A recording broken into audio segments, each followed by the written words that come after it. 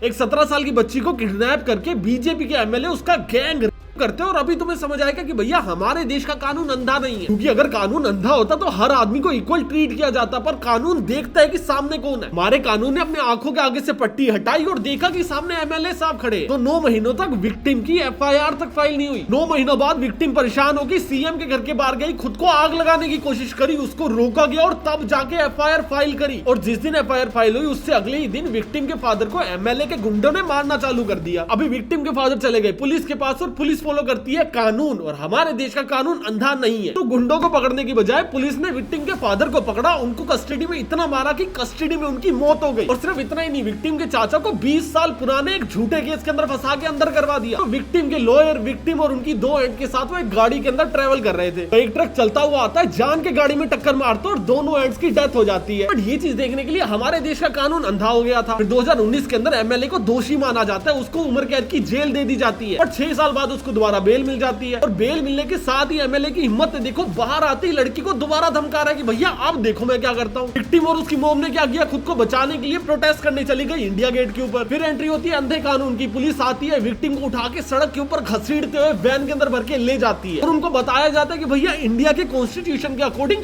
आपको specifically peaceful protest करना allowed नहीं है, क्योंकि वो राइट कानून सामने वाले की पावर को देख के डिसाइड करेगा। एक अकेला हैवान, पहले एक लड़की, फिर एक परिवार और एक पूरा सिस्टम तबाह कर गया। और ये सिस्टम इतना ज्यादा घटिया, ये हम सबको पता है, फिर भी हम लोग सामने वाले को चैलेंज देते हैं कि भैया तुझे कोर्ट में देख लूंगा। और ये चीज बोलते टाइम डीप डाउन दोनों को पता होता है कि भैया कोर्ट में कुछ नहीं निकलेगा, क्योंकि आज की डेट में इंडियन कोर्ट सिर्फ और सिर्फ सामने वाले को डराने या फिर अपनी ईगो सेटिस्फाई करने का एक जरिया रह गई है। आपको इंसाफ मिल जाएगा, वो भी इंडिया के कानून में। ये तो भैया आप बैम में जी रहे हो।